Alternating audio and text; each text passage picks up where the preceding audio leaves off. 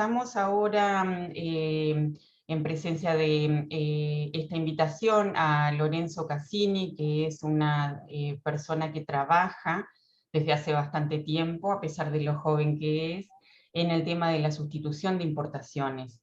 Es un tema fundamental para nuestra industria, para sobre todo el universo de las pymes, y es un tema bastante difícil de conseguir quienes hagan abordajes que sirvan a la academia, pero también al sector productivo. Cuando comenzamos a ver este tema, yo pensaba que tenía que ser alguien que, manejando el tema, pudiéramos tener una primera aproximación. Esto es una búsqueda también nuestra, de, bueno, ir viendo, invitando a estas reuniones quienes nos pueden aportar conocimiento. Decía, es un tema muy importante, con la sustitución de importaciones se juega también, o con la no sustitución está vinculada a la restricción externa. No solamente exportar trae dólares, sino dejar de importar también fortalece la situación externa del país, y eso es algo no tan comprendido, que no se utiliza tanto, digamos, en parte porque sería al mundo de la producción y del trabajo a quien más estaría beneficiando un programa de sustitución de importaciones de envergadura.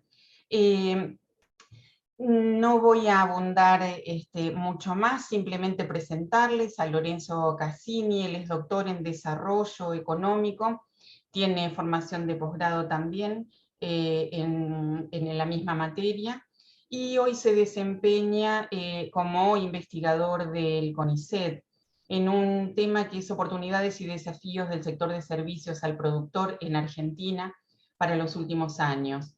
Entre las principales, menciono los últimos 2 o 3 trabajos que ha publicado, junto con Martín Short, también un colega nuestro que ha estado en otros momentos aquí conversando con nosotros, el trabajo Industria Argentina, oportunidades para la sustitución de importaciones y desafíos de política industrial, en la revista Estado de Políticas Públicas. Y luego un trabajo solo de Lorenzo, que es desindustrialización y auge de los servicios como motor autónomo del crecimiento en el siglo XXI, una aproximación desde la revisión de la literatura. Bueno, luego la financiarización en las producciones primarias. Como ven, es un investigador que está tratando temas neurálgicos de la economía de nuestro país.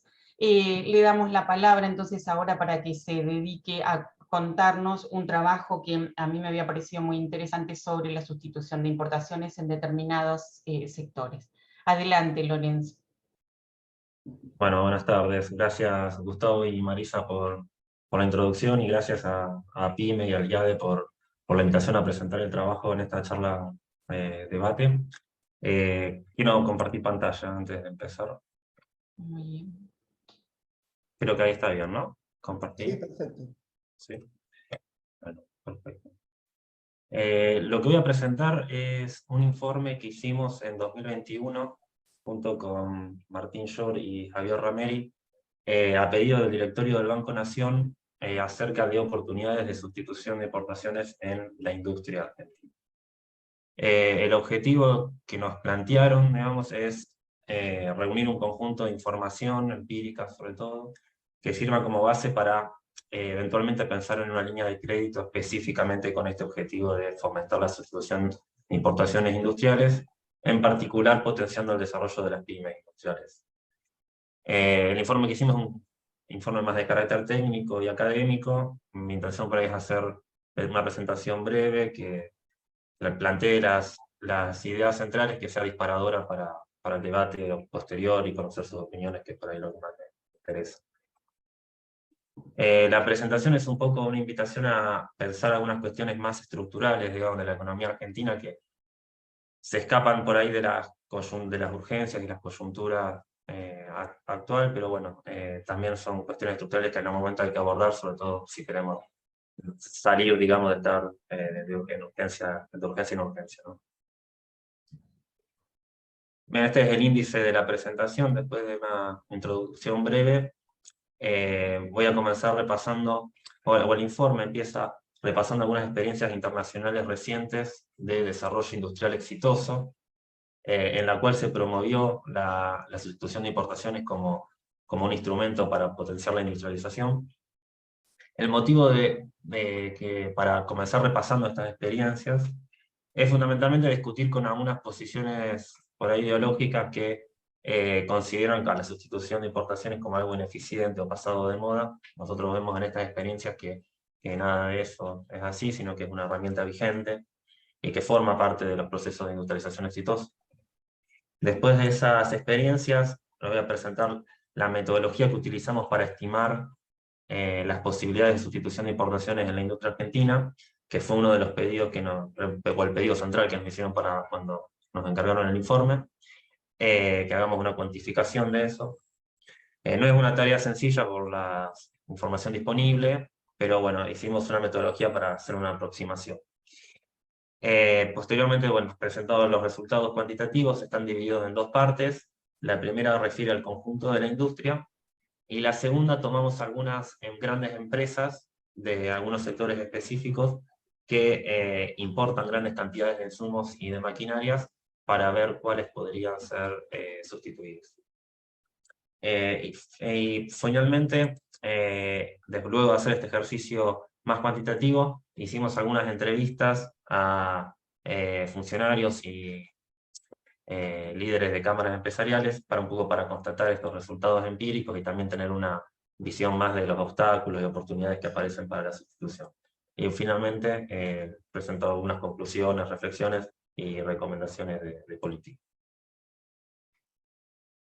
Bien, el punto de partida, como mencionaba Marisa anteriormente, es la restricción externa de la Argentina. Cuando la economía crece, se requieren crecientes cantidades de divisas para importar bienes industriales, de consumo, insumos, bienes de capital, y si no están esos dólares para hacerlo, llegamos a episodios de devaluación, trabas para la importación de insumos que no se producen localmente, se llega a inflación, caída del poder adquisitivo, caída del consumo, recesión, lo que se conoce en la literatura como ciclo de Estocolmo. Uno de los determinantes principales de esta restricción externa es la composición de la canasta de especialización productiva de la Argentina. ¿Sí? Las exportaciones se concentran en materias primas y algunos derivados, mientras que la industria tiene muy baja participación o baja participación en las exportaciones.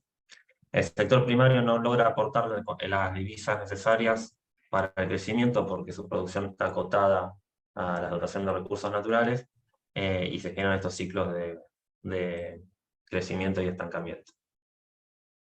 El estado actual de la industria argentina es lo que la literatura llama, Silver llama industrialización trunca, o sea, un resultado de un proceso de industrialización avanzado que se alcanzó durante la etapa de industrialización por sustitución de importaciones, la famosa ISI, y desde el golpe de Estado sobrevino una rápida apertura que se profundizó en los 90, con fuerte desindustrialización, pérdida de capacidades productivas y tecnológicas.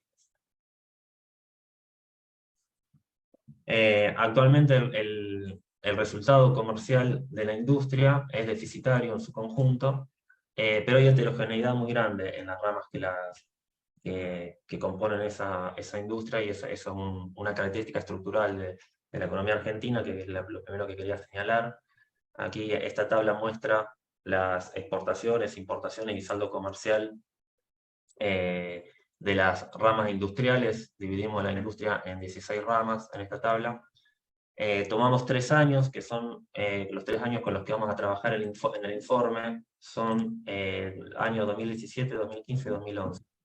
Nosotros este informe lo hicimos en el año 2021, no hicimos los años posteriores al 2017 porque estuvimos muy afectados por devaluaciones bruscas y después la pandemia en 2020, entonces tomamos un año más normal, si se puede llamar normal, que fue el 2017, y tomamos otros 2 años anteriores para chequear mayor robustez de los resultados. Entonces esta tabla muestra exportaciones, importaciones en los 3 años y el saldo comercial de cada una de las ramas. Los saldos positivos de las ramas industriales se limitan a las 3 primeras, o sea, las ramas están ordenadas por el saldo comercial, de los que tienen saldo positivo a los que tienen saldo negativo. Solo las 3 primeras tienen saldo positivo, que son ramas asociadas al procesamiento de materias primas. En todas las demás hay déficit comercial, en particular en las que son más intensivas en conocimiento, podemos llamar, las que demandan más mano de obra calificada, como por ejemplo las maquinarias, los productos químicos, el material de transporte, que son las últimas que aparecen en la tabla.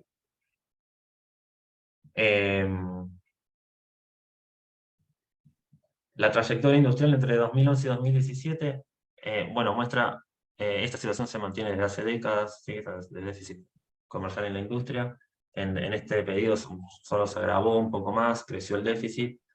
Las importaciones se redujeron en ese periodo, fundamentalmente por la caída de la actividad económica, pero como las exportaciones cayeron aún más, el déficit se profundizó.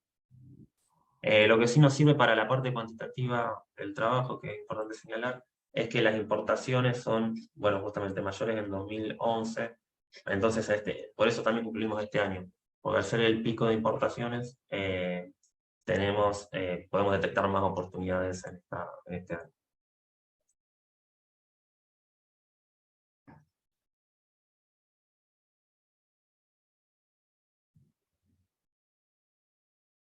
Bien, para mejorar el saldo comercial de la industria, hay dos posibilidades, obviamente. Una, hacer crecer las exportaciones, otra es sustituir las importaciones.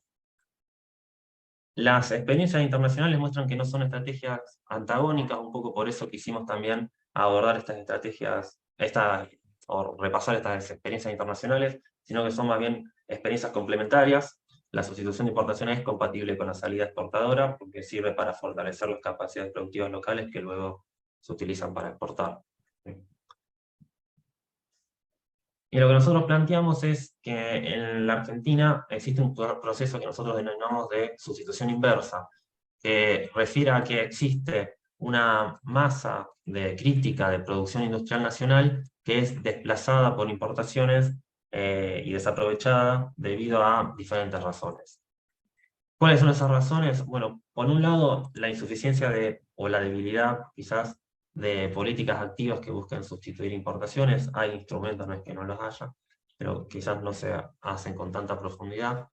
Y en eso vemos que hay un componente bastante ideológico en la debilidad de estas políticas, ¿sí?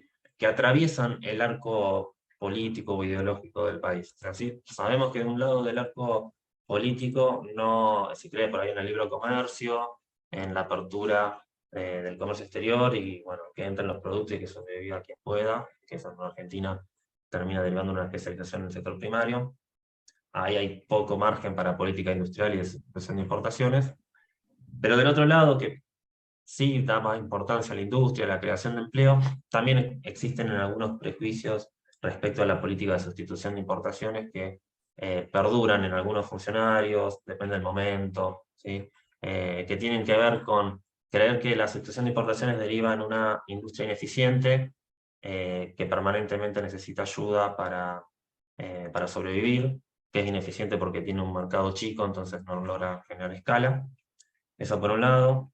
Y también incluso en años anteriores, en los cuales la Argentina gozaba por ahí de precios de las materias primas, de precio de exportación de las materias primas más alto, no se le daba tanta hincapié a la sustitución de importaciones por la creencia, bueno, de que esos precios altos de las materias primas iban a venir para quedarse, llegaban para quedarse y no se hacía tan necesario este tipo de políticas.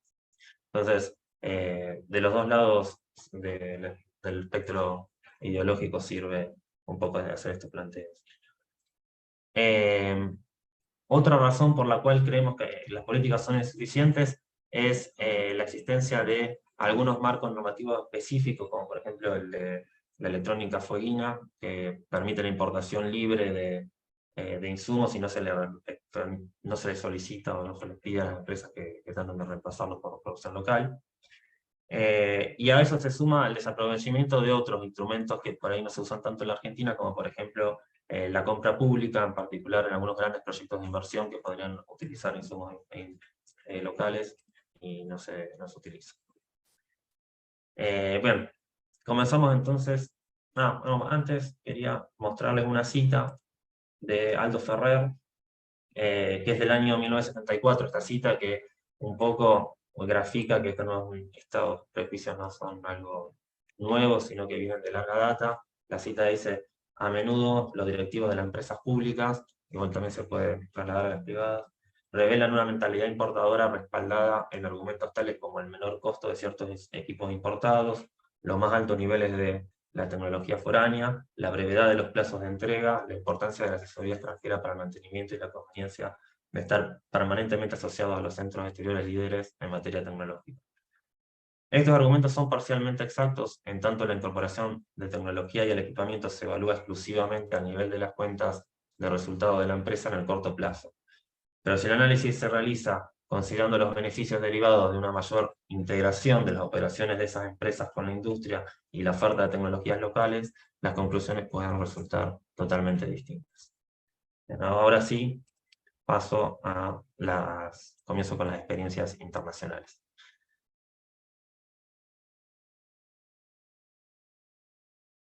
Bien. Entre las décadas de 1950 y comienzos de 1960, las políticas de sustitución de importaciones fueron ampliamente implementadas en países en desarrollo, no solo los latinoamericanos. Se obtuvieron muchos resultados positivos en términos de crecimiento del empleo, el producto, las capacidades tecnológicas, pero también aparecieron problemas debido al crecimiento de las importaciones de bienes de capital. A partir de esto, que se generan algunos prejuicios con este tipo de política, y además en los 60 y 70, las políticas de sustitución de importaciones en el mundo fueron reemplazadas más bien por una orientación hacia la exportación, en particular a los países asiáticos, que alcanzaron grandes y rápidos niveles de crecimiento, y eso hizo que la promoción de exportaciones se convierta un poco en el paradigma hegemónico. ¿Sí? La idea quizás tradicional que se tiene del crecimiento de estos países asiáticos es que se hizo con políticas de liberalización, ¿sí? De atraer inversiones extranjeras para la exportación. En realidad nosotros lo que vamos a ver en el recorrido de estas experiencias es que no hubo desregulación completa, sino fuerte planificación estatal, y estos países combinaron políticas de promoción de exportaciones con políticas de sustitución de importaciones. Los casos que vamos a ver muy rápidamente son el de Taiwán, la República de Corea y China, que son países que crecieron con exportaciones de productos industriales de alta tecnología, en particular electrónica, y de Noruega y Australia como casos de países que exportan materias primas que aprovecharon esas exportaciones para generar capacidades industriales. En el caso de Taiwán, desde el comienzo de la década del 50 impulsó a las empresas locales a producir para el mercado interno, en particular la industria liviana. Se adoptaron medidas proteccionistas tradicionales como aranceles a la importación, múltiples tipos de cambio, la exigencia de negociar las divisas a través del Banco Central. Inicialmente los costos de producción eran superiores a los correspondientes a los bienes importados, pero fueron progresivamente reducidos con asistencia del Estado. Y una vez construidas esas capacidades industriales, el Estado comenzó a reducir los aranceles, unificar el mercado cambiario y promover las exportaciones. El Estado además invertía en empresas públicas que se desempeñaban en las industrias más pesadas, donde la complejidad tecnológica y el volumen de inversión que se necesitaba desalentaba la iniciativa privada. La inversión estatal se orientaba a empresas de bienes de capital, como embarcaciones o insumos intermedios como la petroquímica, y el Estado garantizaba el abastecimiento de materias primas baratas, por ejemplo, mediante la construcción de refinerías de petróleo. La primera se inauguró en 1968, y estas empresas vendían a precios bajos, incluso incurriendo en pérdidas. La intervención gubernamental también fue crucial para la creación de empresas de alta tecnología.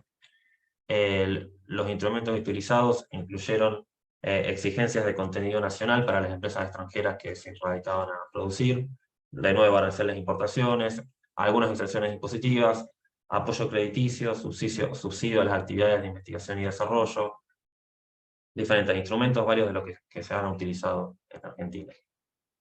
E incluso un instrumento que me pareció interesante traer es que en 1992 se aprobó una ley que seleccionaba 66 insumos estratégicos de alta tecnología con elevada dependencia importadora para promover su sustitución. Algunos ejemplos de esos productos eran el CD, las pantallas de cristal líquido y los circuitos integrados, que hoy Taiwán es líder en la exportación de semiconductores. Los institutos de investigación del gobierno se ocuparon del diseño de los productos elegidos por el Estado, y las empresas privadas también participaban del desarrollo. Este hecho me parece interesante porque muestra una clara selección del Estado por parte del Estado de los productos a sustituir, no es algo que se deja librado a la selección espontánea del mercado. Políticas similares encontramos en el caso de Corea, ¿sí? El Estado coreano apoyó tempranamente la exportación en algunas industrias, pero también protegió las industrias, y con aranceles muy altos, de hasta 30 y 40%. ¿Sí? Al mismo tiempo que el Estado tenía un monopolio sobre las divisas. Lo que es interesante de Corea es que siempre mantuvo los incentivos para exportar, incluso en aquellas industrias que estaban protegidas de la competencia externa. Y también que las políticas fueron sostenidas durante el largo plazo, incluso en la década del 80 y 90, que predominaban las políticas de libre mercado. Los instrumentos utilizados también se repiten: créditos bancarios, excepciones tributarias, aranceles a la importación, cuotas de importación, subsidios, tarifas, banco de desarrollo, transferencia tecnológica, y también la compra pública aparece fuerte. Por ejemplo, la empresa Hyundai, que fue la primera coreana en producir barcos, el Estado le garantizó que le iba a comprar todos los barcos que no pudiera vender. ¿Sí? Con eso le facilitó a la empresa que pueda arriesgar, digamos, en las inversiones necesarias para el diseño y bueno, la puesta en marcha de la línea productiva, garantizándole que iba a tener ventas. El Estado surcoreano también propició la conformación de grandes grupos empresariales nacionales, los que se llamaban chaebols, que conglomeraban negocios diversificados, y promovió el desarrollo de marcas propias. Ahí no se quedó solamente en la maquila, sino consolidó las marcas propias que hoy conocemos. Y lo que es destacable también del caso coreano, y se repite en otros casos, es que el Estado no solo daba beneficios a las empresas, sino que también estableció objetivos que las empresas tenían que cumplir para continuar siendo favorecidas, y se premiaban los buenos desempeños y se castigaban los malos. El caso de China es más reciente, una experiencia más reciente, que propició también la inversión extranjera directa, también con exigencias de incorporar, transferir tecnología al aparato productivo local, incorporar insumos locales. Existieron políticas de liberalización, pero el Estado mantuvo el rol de planificador central. De hecho, China lanzó el primer plan quinquenal en 1953, y en la actualidad va por el plan número 14, 15.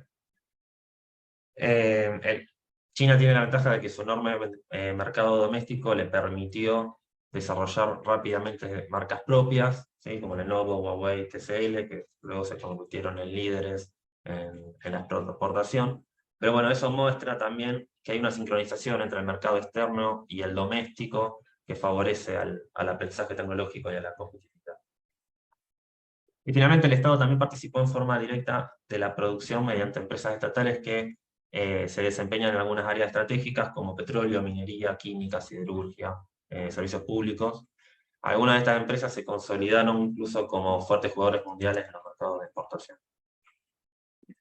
Finalmente, pasando a la experiencia de Australia y Noruega, que son un poco diferentes, porque estos países tienen enormes dotaciones de recursos naturales por habitante, o sea, más que incluso que la Argentina, y se basaron su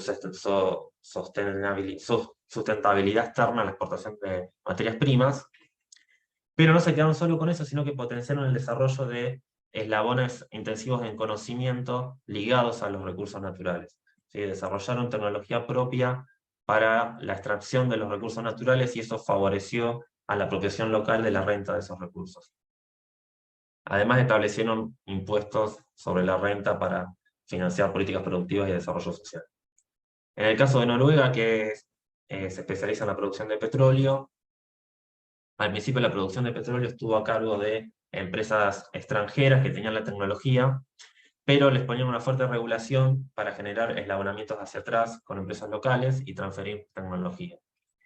Posteriormente, mediante la creación de una empresa estatal, se mantuvo el control nacional de la explotación petrolera y se impulsó la vinculación con el sistema científico y técnico y con fuerte inversión estatal en inversión y desarrollo.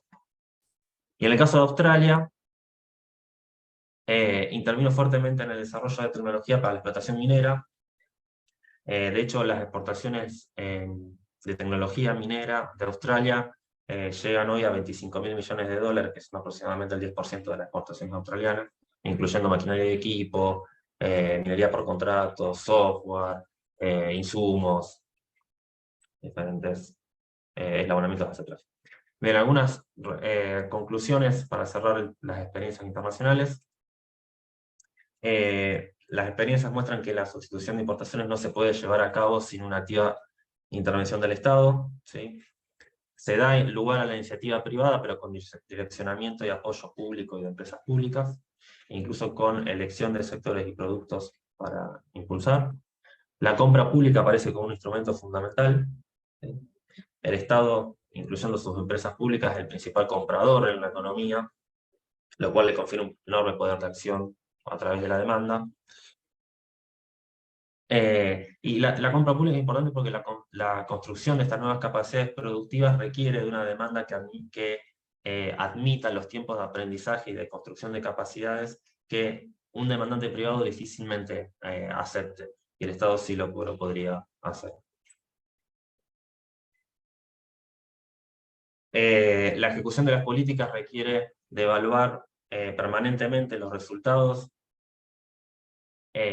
y hacerlo sobre la base de eficiencias dinámicas, no solo estáticas. ¿Sí? Puede ser que durante el comienzo de la sustitución de importaciones los costos domésticos sean superiores, pero la idea es fomentar el aprendizaje tecnológico para que esa situación no se perpetúe y las empresas sean competitivas internacionalmente.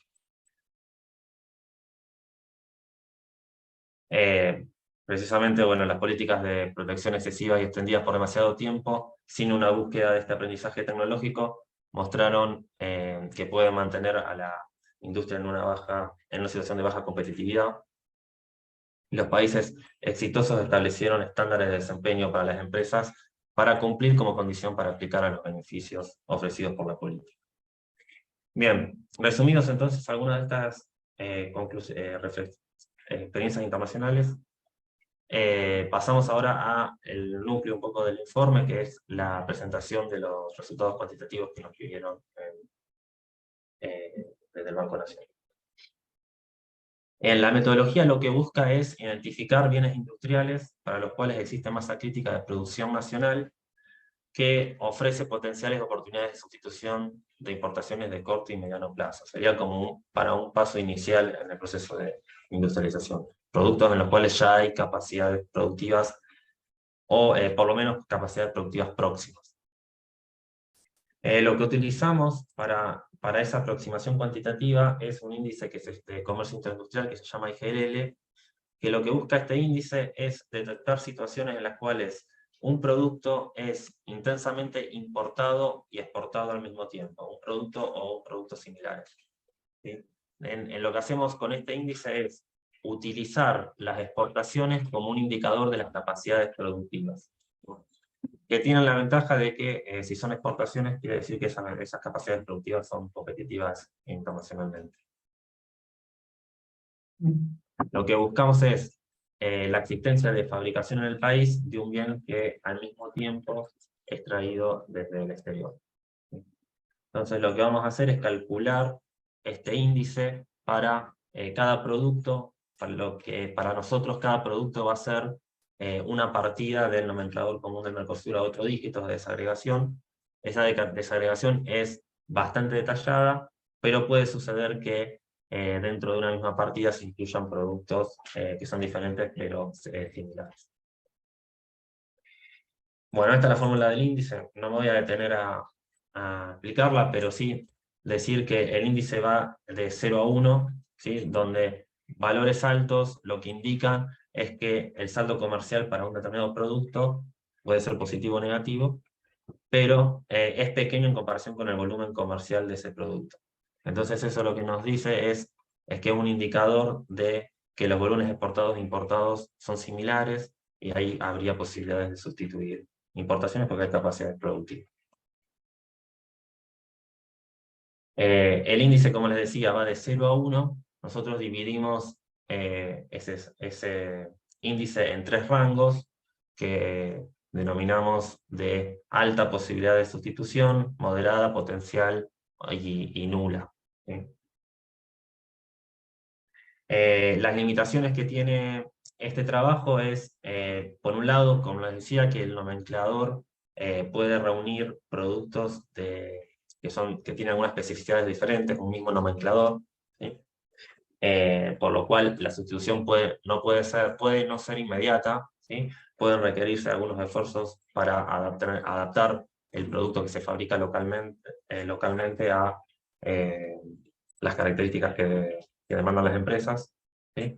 Pero también me parece importante señalar que si bien hay que hacer esos esfuerzos, y esos esfuerzos pueden ser tecnológicamente complejos en algunos casos, también si se piensa en una visión de un poco mediano o largo plazo, en una política de industrialización de mediano y largo plazo, es un esfuerzo que es el mínimo, digamos, requerido para una política de industrialización. O sea, pensar que, por ejemplo, países como Corea pasaron de producir pescados a producir celulares. O sea, acá estamos planteando una sustitución que es de productos similares, que es el primer pasito. Y la otra limitación que tiene es que, como usamos las exportaciones como medida de las capacidades locales, podemos estar subestimando las posibilidades de sustitución, porque puede haber producción local de productos que se importan o parecidos, pero como no son exportadas, no las capturamos con la información que tenemos. Lo que pasa es que para tener información de producción local con estos niveles de detalle que necesitamos para construir el índice, es muy difícil obtenerla, por eso usamos datos de exportaciones. Bien, esta tabla muestra los resultados para el año 2017, ¿sí? Resume esos resultados. Lo que hacemos es calcular el IGL para todos los productos industriales que son importados o exportados ese año, que son 7.400 aproximadamente. Y en la tabla dividimos esos productos entre los que tienen un índice alto, moderado, potencial o nulo, ¿sí? Y acá tenemos los datos de exportaciones e importaciones de cada uno de esos rangos de productos. Lo que encontramos es que en 2017 las importaciones de productos con IGL alto equivalen a aproximadamente 4.800 millones de dólares, que suman alrededor de 400 productos, y representan el 8% de las importaciones. Esas serían las oportunidades más sencillas de sustituir. Si ampliamos a los de índice moderado, llegamos a 11.000 millones de dólares de sustitución de importaciones, que rondaría el 20% de las importaciones industriales.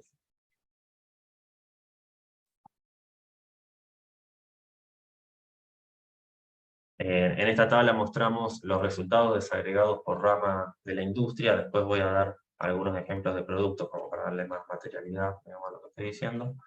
Acá tenemos las 16 ramas industriales en las filas, y lo que nos muestra la tabla es, en la primera mitad, los productos con IGL alto, ¿sí? Cuántos hay en cada rama, qué porcentaje de los productos de esa rama tienen IGL alto, cuántas de las importaciones de esa rama tienen IGL alto, o sea, sería más fácil de sustituir, qué porcentaje representan en las importaciones totales de la rama, y el saldo comercial. En la segunda mitad de la tabla muestra lo mismo para los productos de IGL alto. Las ramas donde aparecen mayores oportunidades son en la metalúrgica, en las manufacturas de plástico, la industria química, autopartes, máquinas y herramientas y material eléctrico. Ahora voy a dar algunos ejemplos. En general, lo que es interesante es que son ramas que más bien intensivas en conocimientos, ¿sí? Que requieren conocimientos de ingeniería.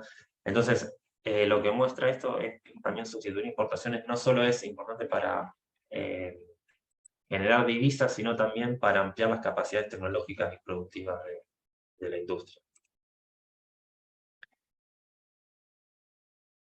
Tengo algunos ejemplos, acá traje un listado de algunos productos que son demandados por la industria petroenergética, por ejemplo, reductores, multiplicadores y variadores de velocidad, compresores de gases, intercambiadores de calor tubulares metálicos, aparatos de destilación o rectificación de alcoholes, turbinas de gas, electrobombas sumergibles, válvulas exclusas.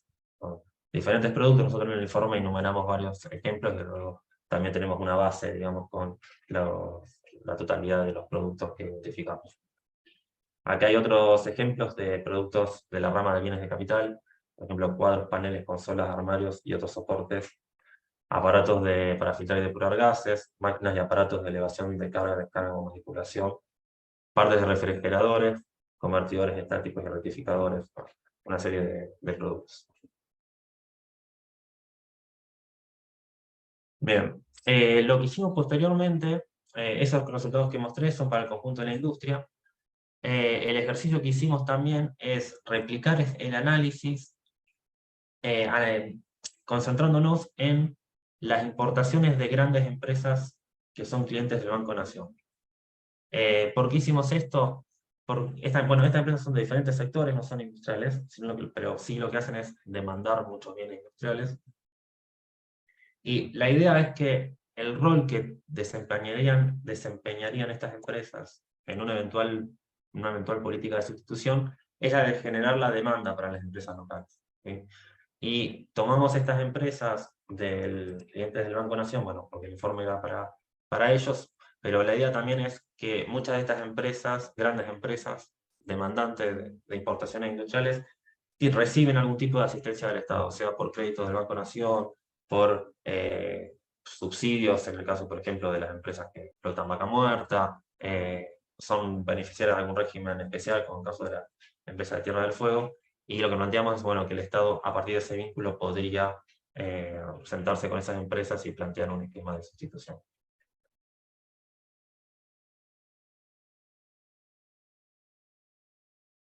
La idea, digamos, de plantear esto es que la política de sustitución de importaciones no solo sea desde el lado de la oferta, es decir, de sentarse con el eventual nuevo proveedor industrial para favorecer, para asistir en la producción, sino también desde la demanda garantizarle ese mercado. Gustavo, ¿vos querés decir algo? ¿Querías decirme algo?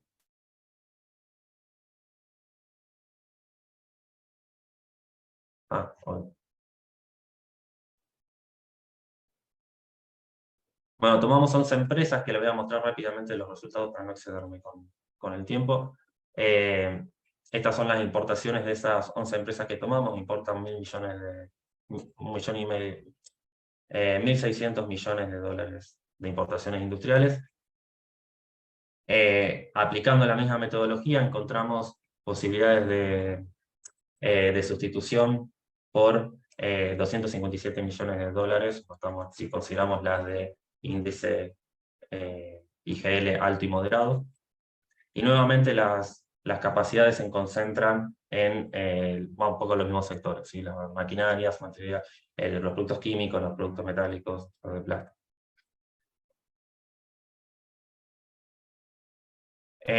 Bueno, ya para ir cerrando, después de hacer esta metodología cuantitativa, entrevistamos a algunos funcionarios y líderes de cámaras empresariales para validar un poco los resultados.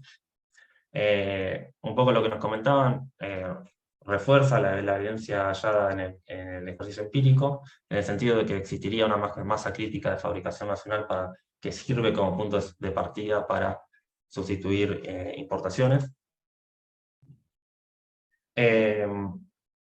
Encontramos o nos hicieron saber, digamos, que muchas de esas capacidades se encuentran en proveedores de insumos y de bienes de capital de sectores productores de materias primas, ya sea agrícolas, minerales o energía, que en este contexto de transición energética están teniendo mucho crecimiento.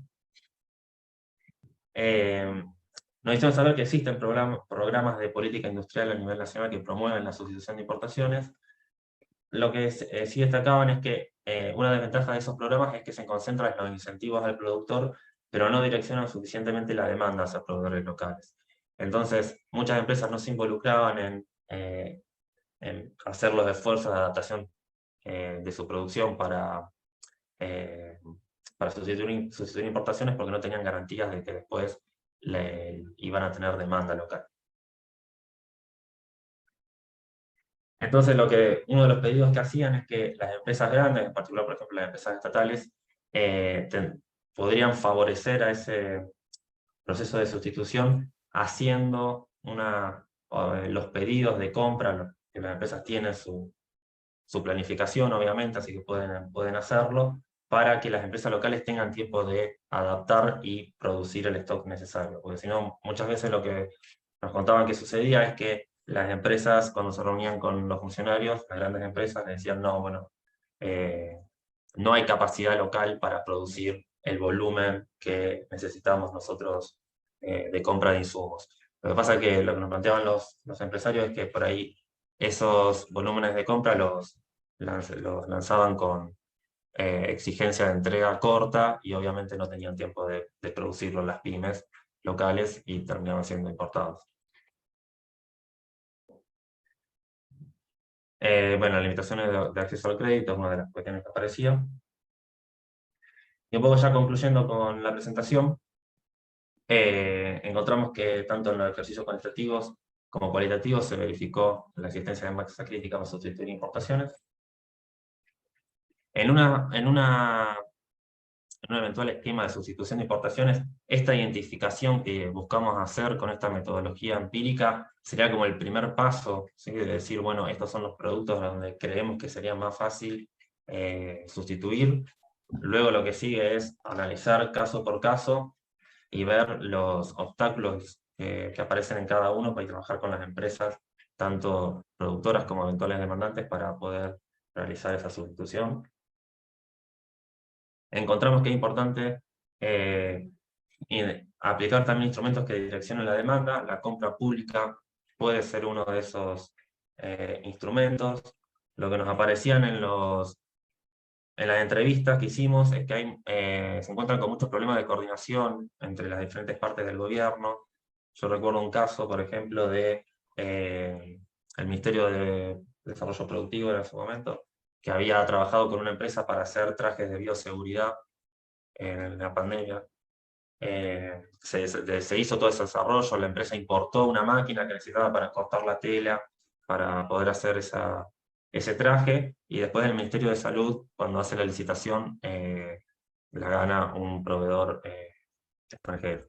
Lo que suele pasar también ahí, aplicaban, es que las licitaciones a veces son a paquete cerrado, que incluyen una amplia gama de productos, algunos de los cuales tienen fabricación local y otros no.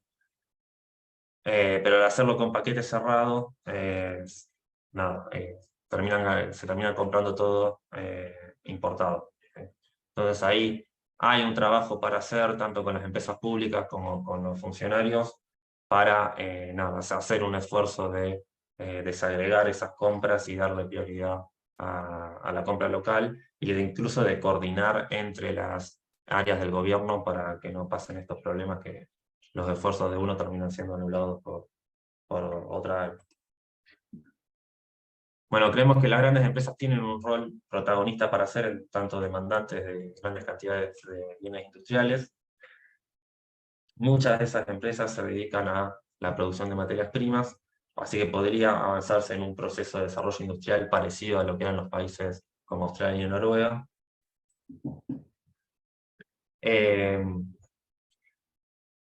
Acá lo que planteamos es, bueno, se debería darle algún tipo de incentivo o asistencia a las empresas demandantes también para que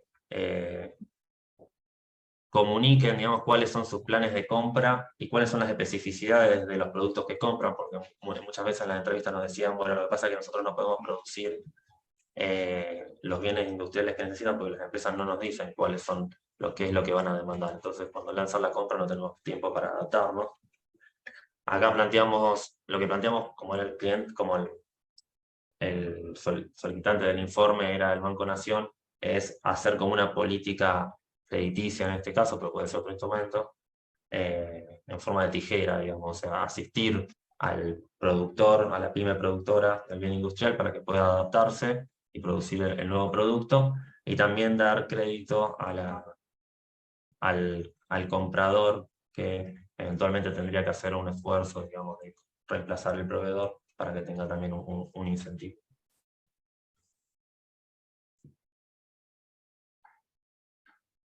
Bueno, los empresarios también nos plantearon otros instrumentos, por ejemplo, que las órdenes de compra sean aceptadas como garantía de préstamo, fue uno de los pedidos que me hicieron. También periodo de grasa en los créditos para tener tiempo para ampliar la planta o desarrollar el nuevo producto. Nos plantearon también la necesidad de crédito para financiar exportaciones y también licitaciones a nivel local.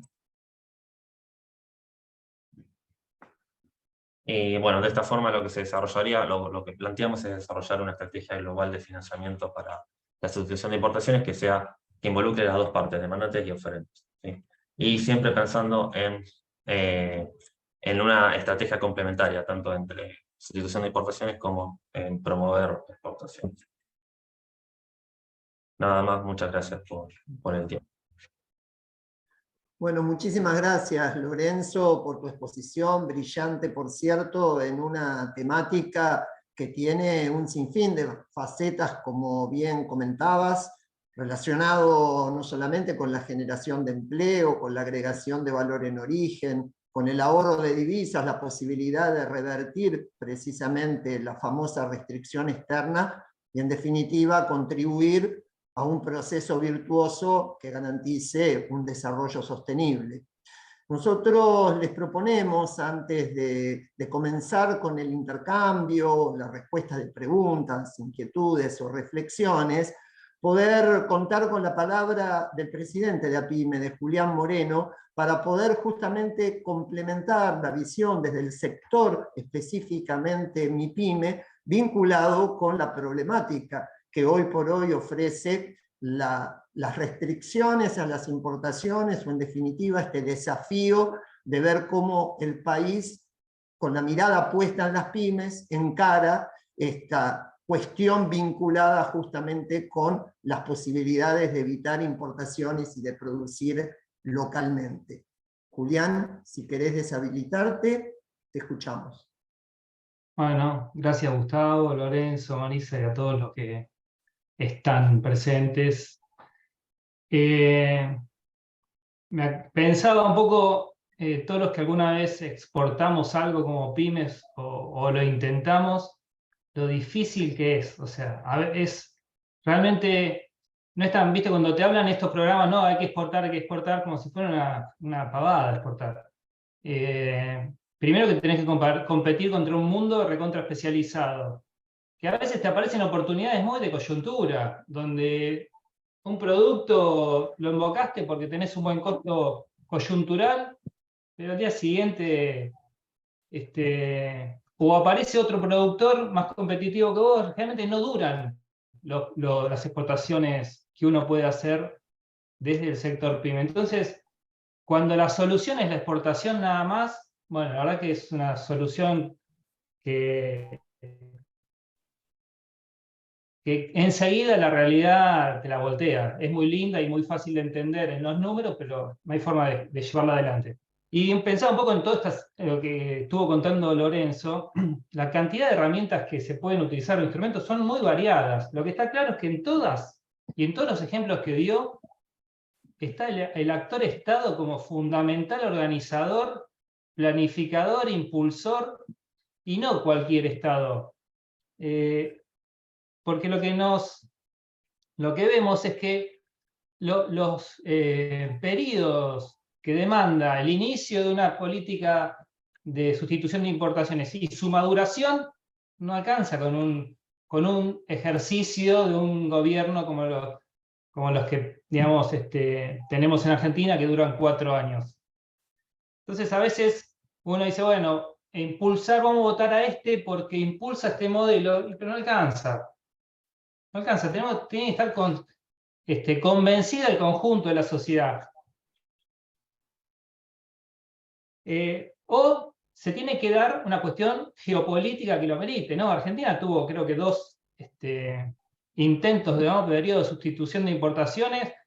Creo que el primero arrancó en el 30, con la crisis del 30, donde los países pasaron a ser proteccionistas, digamos, y Argentina, que en ese momento venía con la exportación de productos agropecuarios, se le cayó el mercado exterior y tuvo que salir a rebuscárselas. Y obviamente, ante la falta de divisas de las exportaciones, tuvo que generar algo localmente. Y ahí aparece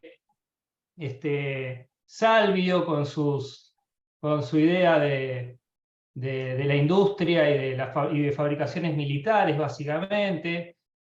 Claro, cuando uno repasa un poco esa historia, después, cuando aparece la Segunda Guerra también, que ya ahí la industria europea se especializa en la cuestión armamentista, entonces también demanda algo de los productos que se fabrican acá. Y cuando, bueno, ya estamos hablando de 10 años de alguna manera, de algún intento de desarrollo, y todo eso no deja de ser, empieza a ser el caldo de cultivo con una clase obrera quizás más industrializada, ¿no? Los gremios industriales no son los mismos que un gremio de peones rurales. Se juntan en un mismo lugar, debaten, generan... Es una clase de trabajador más formado. Bueno, eso vinculado a también algunos sectores militares y demás, termina derivando en el peronismo, ¿no? Y ya ahí ya estamos hablando de 15, 20 años, porque si seguimos, se dan procesos bastante largos, que en ese momento estuvieron impulsados por condiciones externas que condicionaban.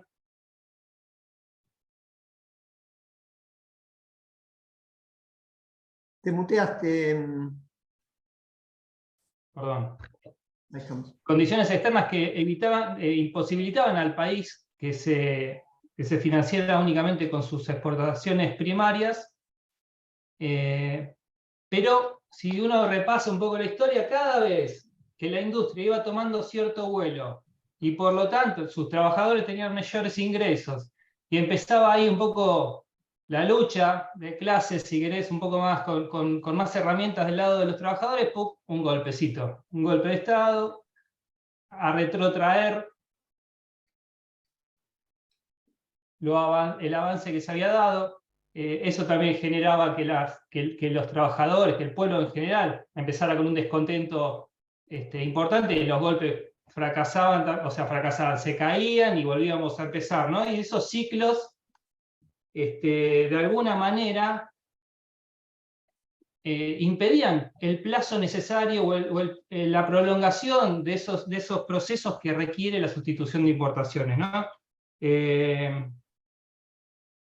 Porque si uno piensa en esos periodos, hubo ahí en los 50, ¿no?, el desarrollo de lo que fue SOMIS, Altos Hornos Zapla, industria pesada, que básicamente es lo que necesita Argentina. Tiene energía, tiene minerales, no tiene, como dijo Lorenzo, ¿no?,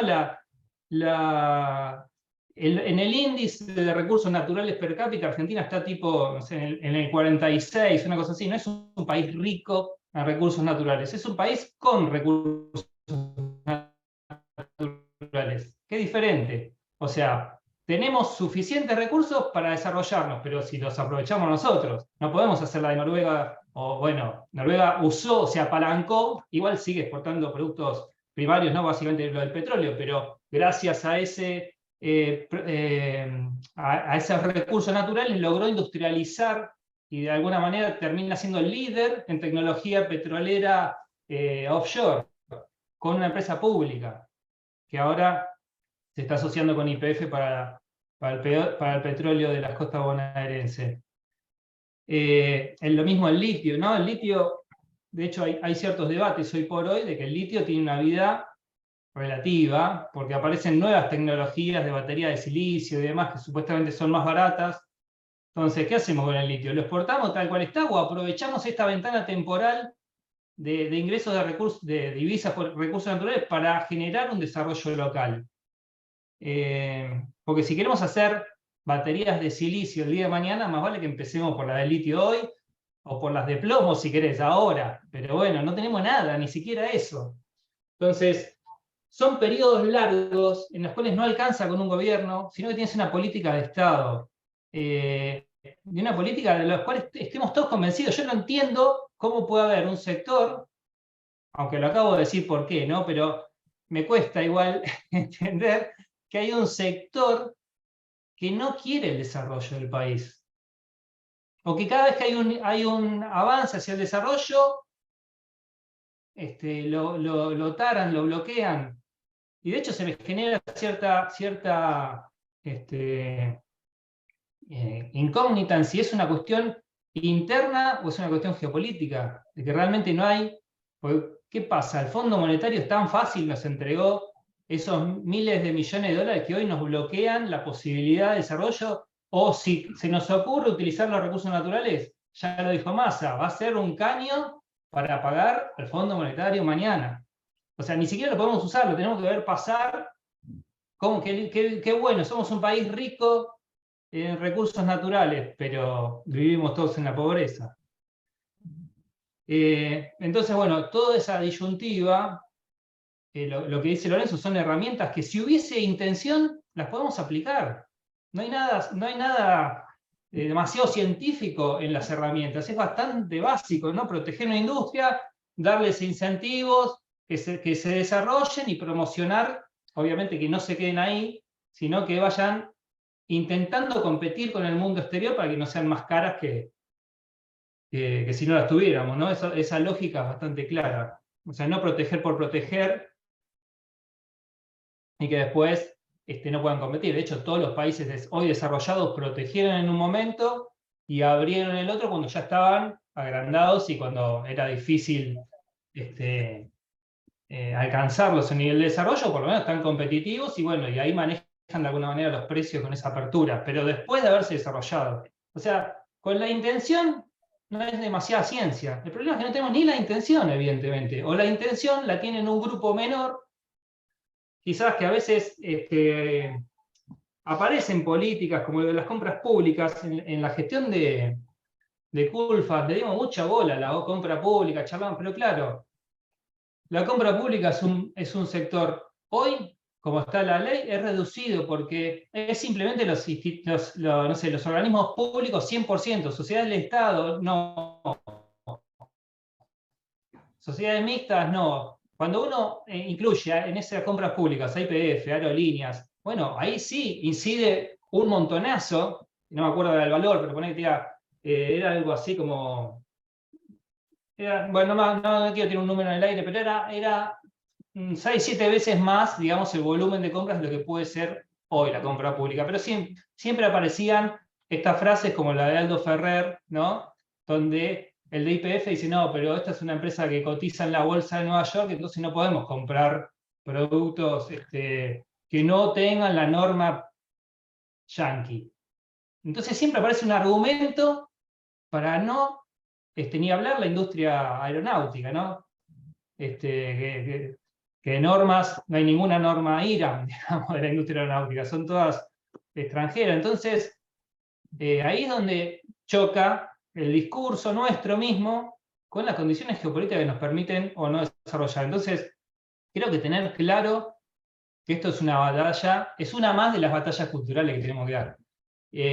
No solo una cuestión económica, no solo una cuestión de política coyuntural. Esto es un desarrollo que tendríamos que salir a convencer a todas las fuerzas políticas de ponerla realmente, que pongan sobre la mesa su intención o no intención de desarrollarlo, porque, como mostró Lorenzo, países que venían del inframundo pasaron a ser países desarrollados, países con muchísimas menos posibilidades que las nuestras, pero infinitamente menores.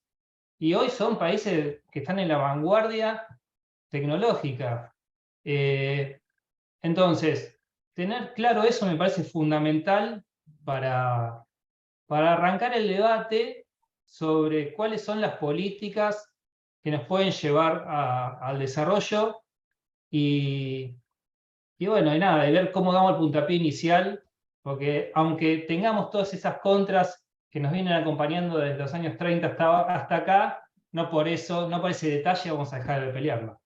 Así que, nada, yo dejo abierto acá la charla para que intercambiemos algún dato extra. Gracias. Sí, efectivamente les proponemos entonces habilitar este último tramo para el intercambio de preguntas, de consultas, tanto para Lorenzo como para Julián. Y si les parece, arrancamos con una síntesis de varias inquietudes que se han ido volcando en el chat y por privado, relacionado con un tema que abordó permanentemente Lorenzo y que hace referencia a este desafío permanente de cómo garantizan los estados el cuidado de la industria nacional y al mismo tiempo la calidad, para evitar esta figura recurrente de que lo importado es más barato y mejor que lo que se produce en el país, aportando algunos de los participantes ejemplos concretos referidos a productos chinos. Así que, si querés, Lorenzo, deshabilitarte el silencio de voz, te escuchamos de alguna manera como resumen o síntesis de lo que ya has medianamente expuesto con claridad. Gracias, Gustavo. No, un comentario muy breve.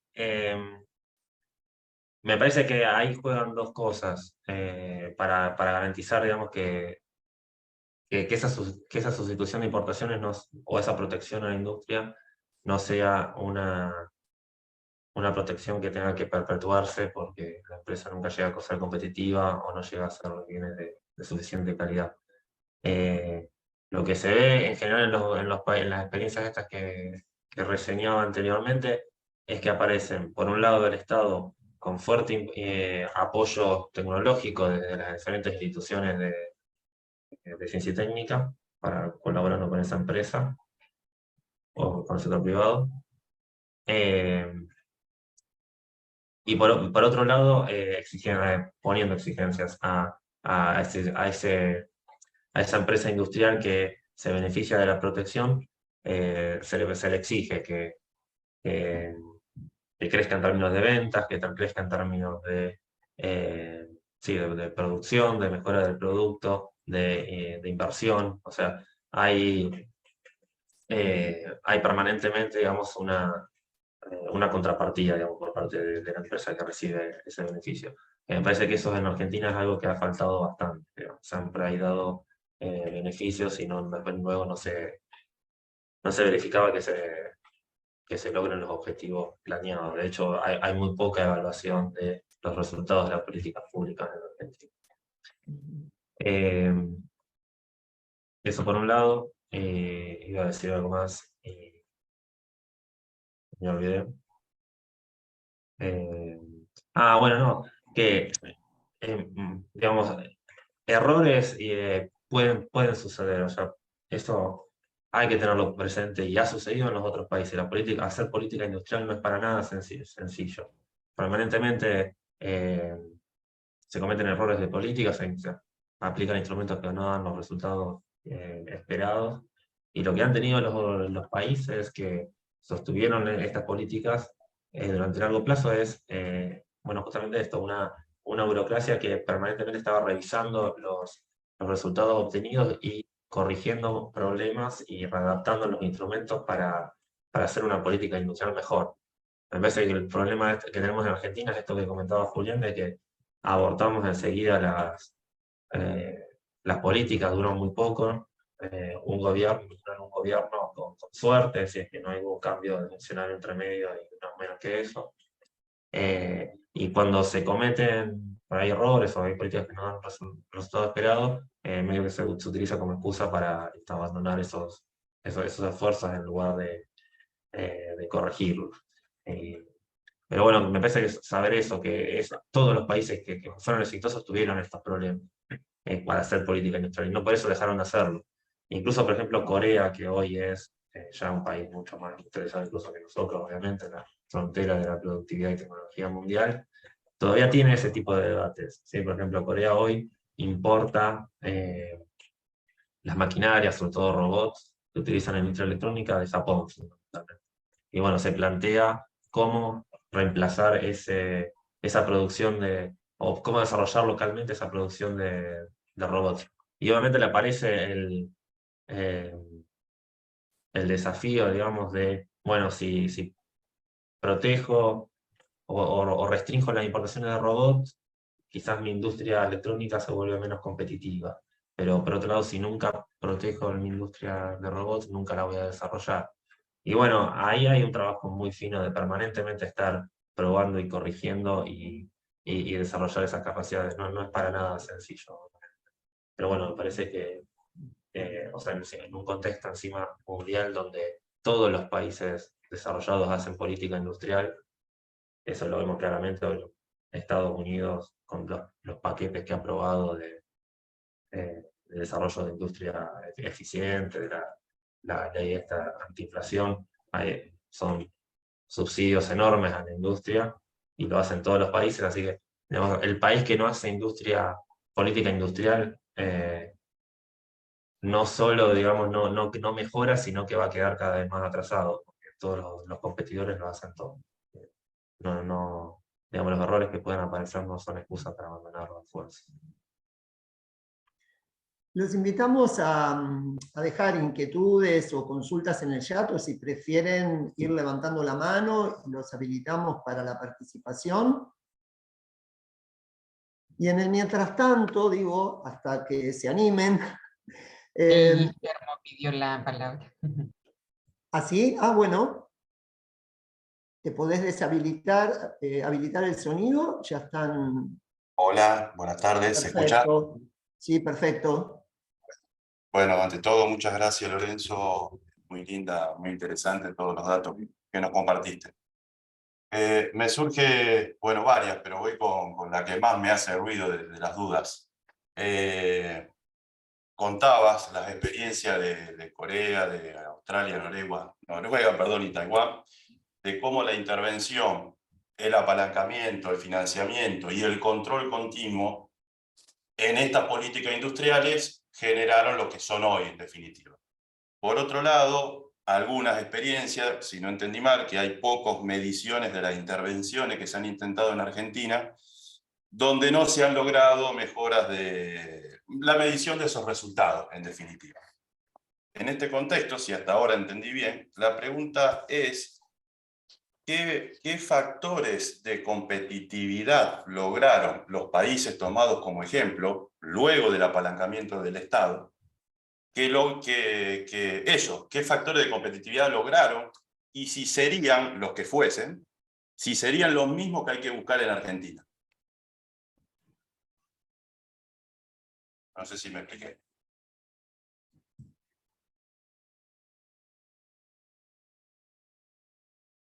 Respondo ahora, Gustavo, ¿querés preguntar otras preguntas? Sí. Adelante. No sé bien en qué pensás con factores de competitividad, o sea, claramente, o sea, hicieron una mejora continua de la tecnología que tenían de sus procesos productivos. ¿No? O sea, creo que la clave es esto, no quedarse, no permitir que las empresas se queden en la comodidad de estamos protegidos, entonces no podemos vender sin competencia, sino que haya una permanente mejora. Y nada, bueno, lo que han hecho es eso, los países, es te vamos a proteger, te vamos a subsidiar, te vamos a asistir técnicamente, pero siempre y cuando cumplas con determinados objetivos, digamos, de inversión y de mejora. Y de esa forma se han ido convirtiendo en líderes, digamos, las empresas industriales de esos países. No sé si eso va la pregunta. Me parece que sí, los factores de competitividad son un poco los mismos.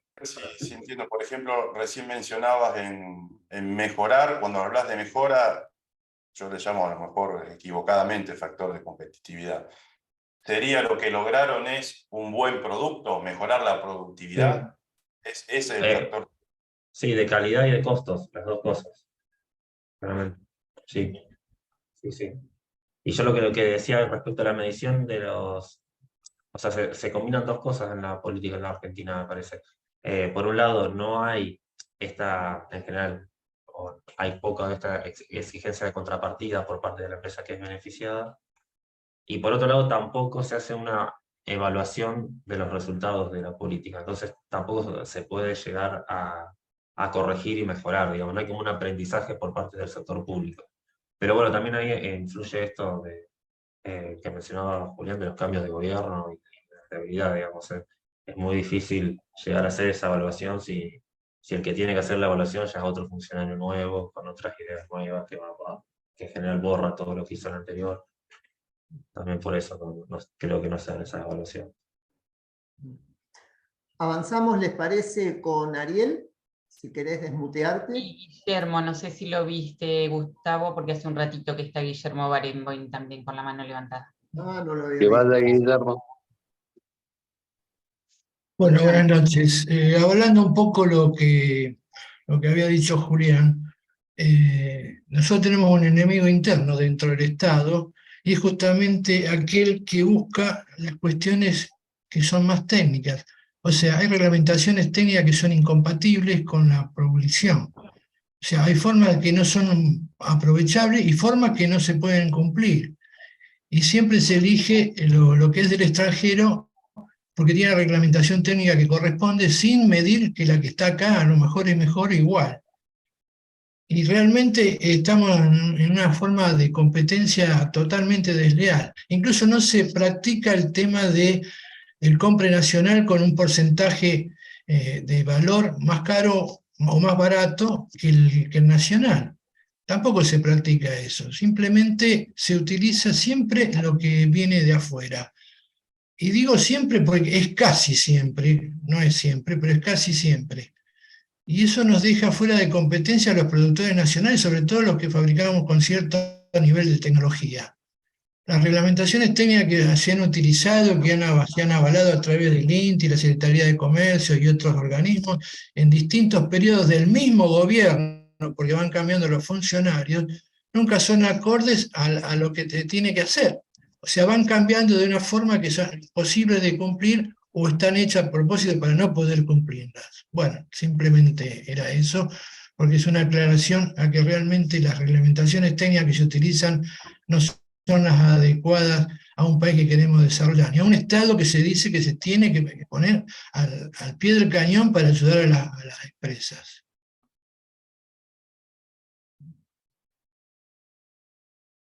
Si les parece, avanzamos con Ariel y después Lorenzo, si querés hacer una devolución sobre las dos intervenciones.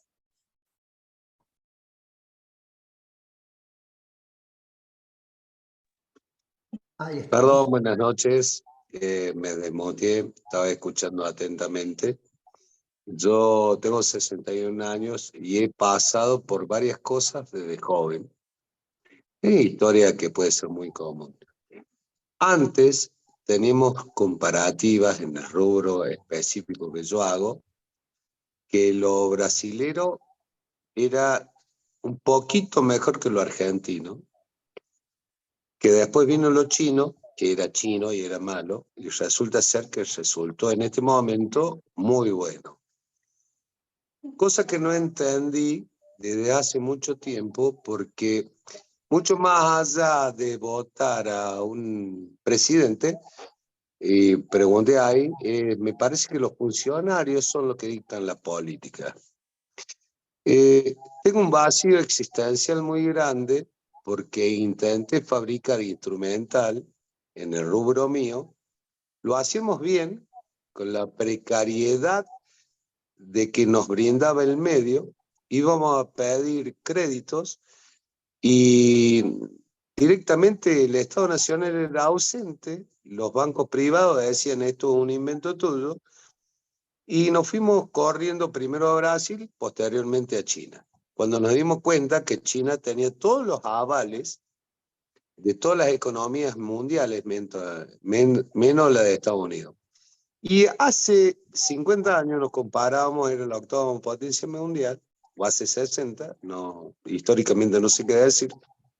Y hoy nos estamos comparando con Nueva Zelanda, con Australia, que tienen 3 veces menos el potencial nuestro. Nos comparamos con una isla, que es Australia, y veo la juventud que dicen Australia. Entonces eso, discúlpenme, pero me produce un vacío que todo lo que hicimos fue al vicio. Y no se trataba de votar un plan de gobierno, y ahora está pasando, porque nadie dice lo que tiene que decir. Tenemos mucha gente en la calle sin trabajo, que la dignidad pasa por ahí. Que vemos otro tipo de negocios que no entiendo. Que vemos una presión fiscal que viene a cazar en el zoológico. Y realmente, soy argentino. He sido abanderado, luché por todo lo que me dijeron que luchar. Y todavía no entiendo. La pregunta mía, para ir conciso, ¿por qué nos estamos comparando cada vez con países más chicos? Por la experiencia que ellos tuvieron, ¿y por qué nunca la pusimos en práctica? ¿Por qué me tienen que comparar con Taiwán? O con los gigantes, con los tigres asiáticos, cuando nosotros tenemos mucho más espacio, mucho más riqueza. Entonces digo, es una cuestión de políticas generativas de producción, o hablo de los funcionarios que tienen una mirada muy particular para que cambie o no cambie. Perdón, porque cada vez es más chiquito. Cada vez que Argentina se compare con Uruguay, con Paraguay, está todo bien. Pero han sido provincias nuestras. Entonces, algo hicieron ellos y algo no estamos haciendo nosotros y no lo entiendo. Que alguien me pueda explicar si son políticas o son... Cuando votás a un presidente, votás a un proyecto. Pero no sabemos qué funcionario nos va a venir a decir si... y me evalúa personas que nunca tuvieron, a mí me evalúan personas que nunca tuvieron ni siquiera un kiosco. Perdón, y con eso quiero cortar porque no estoy entendiendo todas las proyecciones. Hice todos los intentos para producir en Nacional. Es muy difícil porque, por ejemplo, que YPF, la promoción sea con fútbol de China, no entiendo cuando en Belville, no entiendo quiénes son los funcionarios, no entiendo cuál es la política, y siento que todos los días me faltan el respeto. Gracias.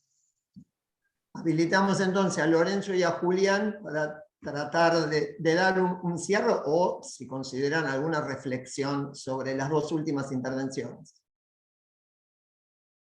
Bueno, yo, Ariel, si te parece, le contesto.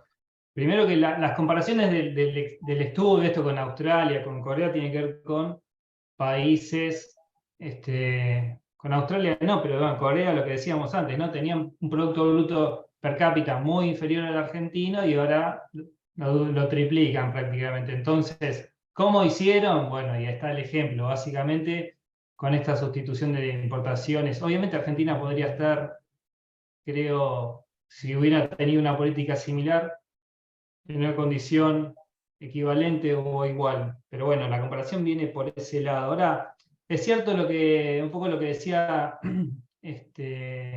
bueno, lo que hablábamos antes, ¿no?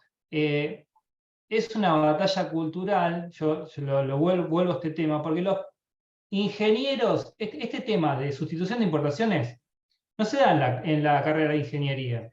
Cuando vos estudias ingeniería, te muestran lo bueno que son los productos que fabrican en otras partes del mundo. Entonces, cuando esos pibes que hoy estudian ingeniería, mañana son funcionarios de YPF, o funcionarios de aerolíneas o donde sea, tienen rechazo a lo nacional, si quieren, porque no llega nunca a la calidad que exige. Entonces, no alcanza con un funcionario, no alcanza con un gobierno, tiene que ser una cuestión de la sociedad en la cual todos seamos conscientes que tenemos que arrancar de abajo. Primero a meter en las universidades este tipo de cuestiones, también en las universidades, en las carreras técnicas, porque básicamente mejores ingenieros son los que producen, no los que compran, ¿no? También. Entonces, hay todo un desarrollo que está vinculado a la industria, no solo a nivel PBI per cápita, sino desarrollo intelectual, capital intelectual que queda en el país. Y eso es básicamente tenerlo claro, explicárselo a los distintos actores que están en juego, que mañana van a ser funcionarios. Y esto es algo que tenemos que empezar cuanto antes, porque no lo vamos a lograr en el próximo gobierno, y quizás nos falten 10 o 15 años para empezar a convencer a que la sociedad lo comprenda. Bueno, este capitulito que es este Zoom tiene que ver con eso. Es un inicio de este convencimiento, de esta conciencia que tenemos que tener todos bien en nuestra conciencia, de que es fundamental si pretendemos un país un cachito mejor. Porque los países que hoy son desarrollados, hasta hace no mucho, se llamaban países industrializados. Le cambiaron el nombre para que no nos avivemos de alguna manera, ¿viste? ¿Cómo llegaron hasta ahí, muchachos? Eran países industrializados hasta hace poco. Después le cambiaron la nomenclatura, pero eran ellos. Entonces, bueno, estemos atentos. Yo creo que un repaso histórico siempre es importante y un repaso de los ejemplos que hay en el mundo también. Así que bueno, creo que va por ahí. Lorenzo. No, muy breve nomás, coincido con lo que plantea Julián, de que hay una batalla cultural que dar más allá sí, de la política, digamos, del gobierno que llegue, porque nada, está muy presente en esta idea en la sociedad y en los funcionarios de prejuicios en contra de la industria nacional. Y nada, bueno, tampoco quiero caer demasiado sobre los funcionarios, porque sé que o sea, nunca estuve en la gestión pública, pero sé que están haciendo malabares con mil cosas y urgencias, no es fácil ser funcionario. Y sí creo que también, o sea, en parte también viene de arriba, digamos, no solo de los funcionarios, porque también los funcionarios le ponen objetivos y claramente la sustitución de importaciones no es uno de ellos. Entonces, no sé, el funcionario de YPF tiene que producir más energía más rápido, lo antes posible y asegurarse eso. Y si tiene un insumo importado que sabe que le funciona, es difícil hacer romper esa comodidad bueno, que le da la garantía de continuar con un insumo importado que sabe que no le va a fallar y apostar por uno, cambiar y apostar por uno nacional. Pero bueno, o sea, hay que generar esos marcos normativos y bueno, también culturales que hagan posible ese cambio. Si no, sí, después las excusas y las normas técnicas que mencionaba Guillermo, o sea, normas técnicas, volúmenes de producción, calidad, costos, siempre van a aparecer alguna excusa para no sustituir. Pero bueno, por eso me parece que, como decía Julián, hay que pasar por eso, por una batalla cultural y cambiar los marcos normativos para que esto sea posible. Tenemos dos pedidos de palabra antes de ir cerrando, para no extendernos del tiempo que medianamente teníamos previsto para el encuentro. Carlos Ferrari de Bahía Blanca, luego Juan José Cisca, y no sé si Jorge Garay también tenía un pedido. Bueno, arranco yo. Sí. Hola, ¿qué tal? Buenas noches, un gusto. Que es un proceso de cambio cultural, estoy de acuerdo que se vino dando. Creo que Argentina, en cuanto a la sustitución de importaciones, con las industrias que teníamos en todo sentido acá, tenía alto valor agregado y de conocimiento y materia gris. Materia gris hay muchísima. Claro que se introdujo un cambio cultural por la importación. Cuando digo esto, por un país, como recién mencionó este compañero, ¿qué le voy a decir a algún funcionario de YPF? Lógico. Si ellos producen commodities, nada más que eso. Entonces, bueno, están basados en esa cultura, pero la teníamos. Yo les voy a comentar un solo ejemplo. En Bahía Blanca tenemos la Universidad Nacional del Sur, muy prestigiosa y conocida, la Universidad Tecnológica, y tenemos el CONICET, que es una ciudad científica enorme, enorme. Nosotros cuando hicimos el estudio de materiales para el parque industrial, tenemos el proyecto de insumos médicos, que eso es sustitución de importaciones, tuve que recurrir a la universidad, al INTEMA, a la Universidad de Mar del Plata. ¿Por qué? Porque la Universidad de Mar del Plata hace el tipo de estudios de ese tipo de productos con valor agregado. En Bahía Blanca, con 2 universidades, con el CONICET, con el PLAPICI, la planta de pilotoquímica, que es nuestra, que es del Estado argentino, no podían hacer, si bien tienen un buen nivel académico, no tienen nivel académico de concientización en el estudio de productos con valor agregado para sustituir las importaciones. Y llenan papers, llenos de papers. Bueno, esta es la realidad que se produjo a partir del 76, que se profundizó en los 90 y del 2001, y se siguió profundizando del 2015 al 2019.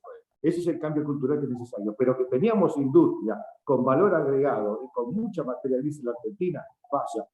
Ustedes por eso más jóvenes, lo digo por Julián y por el otro compañero, pero lo que tenemos algunos años, enorme. En Rosario, la cantidad de industrias que había con valor agregado de electrodomésticos, de vagones, de carrocerías de ómnibus Cametal, me acuerdo, en Rosario, Córdoba, impresionante. Bueno, nada más que eso. Gracias, Carlos. Juan. Sí, mira, yo creo que el tema siempre termina lo mismo, es la política y qué política apoya y se desarrolla en un país, porque en un país donde mandamos los científicos a lavar los platos y a los 3 días los vamos a buscar nuevamente, etc., es muy difícil que se pueda desarrollar un plan de sustitución de importaciones y de cualquier otro plan. Yo creo que los funcionarios y que hay la suficiente capacidad en la Argentina, lo demuestra INVAP, lo demuestra ARSAT. Yo creo que no es un problema de recursos humanos, sino pura y exclusivamente político. Es decir, si hay un gobierno que desarrolle una política de sustitución de importaciones y se comience y se apoyen, yo creo que en este momento, por ejemplo, se está haciendo, a pesar de las dificultades externas, etc. Hacía muchos años que no se hablaba de tecnología, de industria 4.0 y el apoyo a través de subsidios, el apoyo bueno, de estos temas. Y claro, pero si uno después, a los 2 o 3 años, aparece un gobierno donde, insisto, te manda a lavar los platos de los científicos, es muy difícil desarrollar. A mí me parece que, como siempre, todo depende de la política. La economía, todo depende de la política. Lo que tendríamos que tener, sí, y es un tema cultural, planes a largo plazo, y nosotros como pueblo apuntalar eso y empujar eso, digamos, ¿no? Y que no estén estos vaivenes que terminan, como siempre, destruyendo lo poco que se logra. Que en 4 años logra algo y después en 2 meses lo destruís. Es un concepto futbolístico, es mucho más difícil elaborar jugadas que jugar defensivamente, digamos, ¿no? Entonces me parece que pasa por ahí, y me parece que por más vuelta que le demos, si no hay planes a largo plazo, que apoyado por todos y por la población, para tener determinados objetivos, y eso depende, sí, también de nosotros y del problema cultural, de la batalla cultural, va a ser difícil que salgamos de la situación en la que estamos, ¿no? Jorge, ¿vos tenías pedido de palabra? Sí, sí, gracias. Bueno, agradezco, muy interesante las estadísticas y los datos que nos diste, que de repente no tenemos acceso todos los días a ellas, ¿no? Y no quisiera redundar en todas las cosas que se dijeron, porque todas y cada una tienen una capacidad excelente. Sabemos bien que tenemos que producir un cambio cultural que no lo logramos. Pasa el tiempo, pasan los años. Podrán mejorar en algunas cosas, pero quedan ahí. Pero hay un problema que para mí veo que es más político que cultural. Porque en tanto y en cuanto las políticas no sean activas y realmente se produzcan para cambiar situaciones adversas como vienen hace muchos años, entonces es la política la que está fallando. Entonces me preocupa hasta dónde nosotros tenemos la capacidad, la posibilidad y la fuerza de hacerlo. Entonces me parece que este es el trabajo. Hace muchos años que venimos trabajando con APYME, con sus más y sus menos. Pero no tenemos poder de decisión, no tenemos poder de cambio. Llegamos hasta la puerta de los intereses y ahí nos morimos. Y me parece que hay otra cosa que es tanto más importante que esto. Hay cientos, hay infinidades de entidades pymes. Hay infinidad de entidades pymes. Pero no hay una que realmente pueda representar totalmente los intereses, pelear por ellos y cambiarlo. Entonces me parece que esta es la primera lucha que tiene que tener APYME, que la tenemos hace muchos años, pero no la terminamos de concretar. De ver cómo realmente nuestra masa crítica y nuestra acción política puede llegar a producir cambios en estas circunstancias, porque si no, lamentablemente, por ahí escuché un señor que decía que tenía 61 años, yo ya tengo 78, y que uno viene corriendo y peleando desde hace tantos años, ve que se le pasa la vida y los cambios no se producen. Algunas mejoras hay, de lo cual no hay ninguna duda, pero realmente tendría que haber cambios profundos, cambios importantes, y eso lo necesita la política para tenernos en la espalda y hacer fuerza. Mientras nosotros no logremos eso, y vamos a ser víctimas de lo que venimos siendo víctimas hace muchos años. Nos ponemos a fabricar algo, pensamos que es lo mejor del mundo, bajamos unos costos hermosos, me pasó a mí hace unos años, y después le abren la importación como me pasó a mí con Carrier y Thermo King, y nos fundieron en 15 días. Entonces, seguimos siempre en esta lucha. Nosotros no tenemos políticas activas que realmente nos estén defendiendo. No existen. Nosotros hacemos fuerza en algo, presionamos otro poco, nos peleamos, nos enojamos y nos tiran un huesito, nos tiran una tarjetita. Bueno, muchachos, caminen así. Bueno, arrancamos y a los 6 meses otra vez. Me parece, creo, y lo digo hace muchos años, me parece que tenemos esa falta de acción política y esa falta de conjunción PYME para que realmente tengamos fuerza de verdad. Gracias, Jorge. Tenemos un pedido de palabra de Sergio Arista, de Mar del Plata. Adelante, Sergio.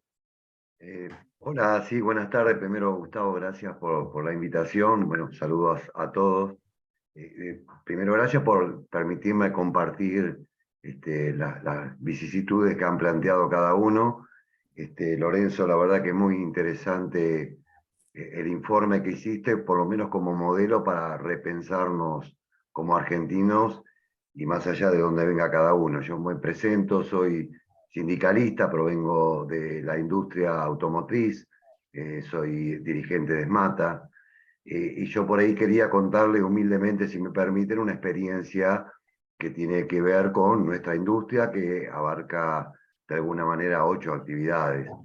Nosotros en el año 2017, nuestra industria tenía rueditas, no estaba instalada dentro de los 9 países del mundo, más allá de la concentración, y la clave de esa ruedita era el poco componente nacional que había en lo que nosotros ensamblamos en el automóvil. Entonces, bueno, estamos hablando que ahí interviene el caucho, plástico, cuero, vidrio.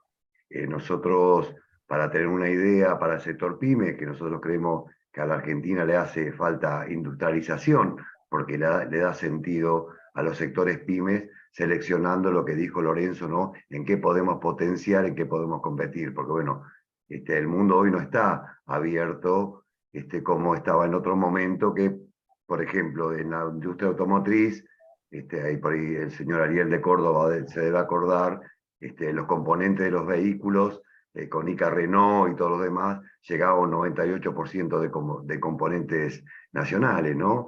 Pero pasaron 40 años y esos modelos, de alguna manera, fueron colapsados. Podemos hablar de DIAPI, podemos hablar de un montón de cosas que hoy es parte de una historia, de un desarrollo que de alguna manera se fue modificando por lo cultural, por lo socioeconómico, de alguna manera por no defender la soberanía integralmente de los recursos que tenemos los argentinos, por dar la espalda, bueno, infinidad de cosas que seguramente han pasado. Yo lo que quería comentarles es que nosotros cuando asumió este presidente, hicimos un acuerdo social con los 12 sectores productivos de nuestra industria. El 17 de diciembre del 17 le entregamos en mano, a 7 días de haber asumido Fernández, el modelo de industria automotriz 2030.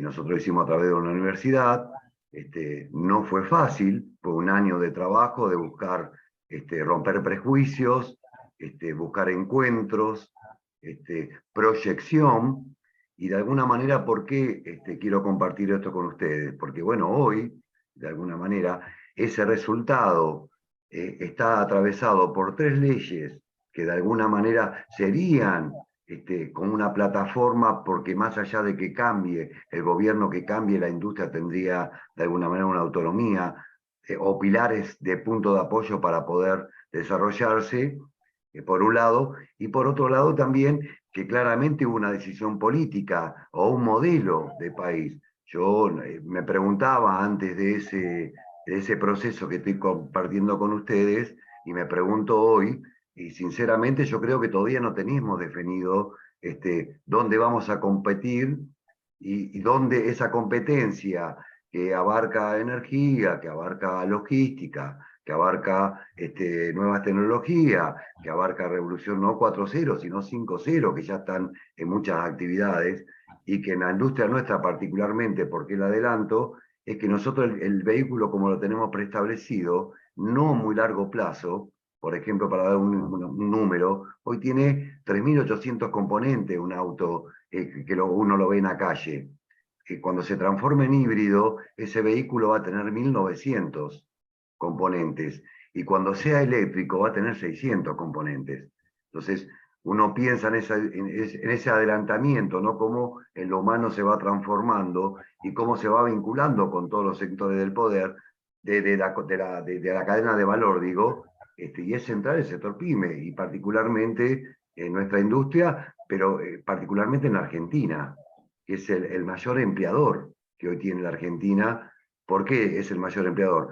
Porque estamos estamos transportando commodity en todas las vertientes que hoy me comentó Lorenzo, y no le estamos dando valor agregado, y no le estamos a mediano y largo plazo proyectando lo que sí no sería demasiado desarrollo tecnológico, y sí podría insertarse rápidamente esos productos en el propio país, en la patria grande, y bueno, y empezar a ampliar mercados que también tenemos una falencia. Bueno, entonces yo quería compartir eso con ustedes, que de alguna manera me parece que no es una expresión, los números lo indican, pero claramente hubo una decisión, de alguna manera, de acompañar a una industria, que después viene la pesada, que también ahí lo escuché que se nombró y todo lo demás, que era necesario para los argentinos. Y ahí se separa un poquito el tema económico. A veces en esas proyecciones a mediano y largo plazo, lo que parece que se invierte no termina siendo un gasto, porque en realidad hay que quemar las etapas para que de alguna manera esas experiencias de la isla, Noruega y todo lo demás, bueno, apostaron para que de alguna manera al mediano plazo puedan vender su apuesta, ¿no? Hacia el mundo, con tecnología y con todo lo demás. Así que bueno, muchas gracias, Gustavo, y quería compartir con ustedes y que de alguna manera agradezco que me hayan permitido escuchar algunas experiencias y sé del esfuerzo que se hace, porque bueno, tenemos que, creo que, resolver un modelo que nos contemple a todos, ¿no? Un programa que de alguna manera todos podamos realizarnos integralmente.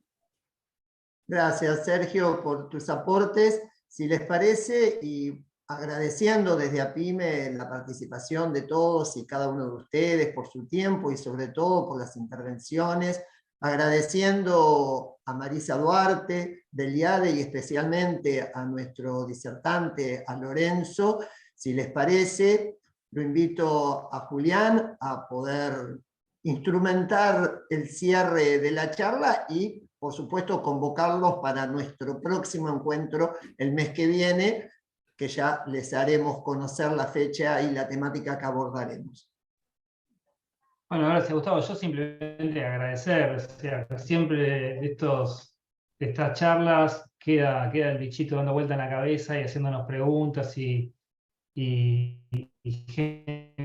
generándonos autodebates para desafiándonos sobre qué podemos aportar nosotros desde nuestra nimiedad a un sistema como el que soñamos. Y eso está bueno, y obviamente nuestra nimiedad se potencia juntándonos, aliándonos con el sector del resto de los sectores PYME, como dice Jorge, también con el sector del representante de los trabajadores, ¿no? Como participamos en Producción y Trabajo, donde también estamos juntos, pues básicamente está clarísimo, y creo que de esta charla no hay ninguna duda, que el destino es el mismo, que el desarrollo de un país exactamente va de la mano, uno con otro, con el sistema educativo, con el sistema científico-tecnológico. Digamos, esos son nuestros aliados, ¿no? Las cooperativas, básicamente el pueblo, podríamos decir. Eso es el país, ese es nuestro sueño.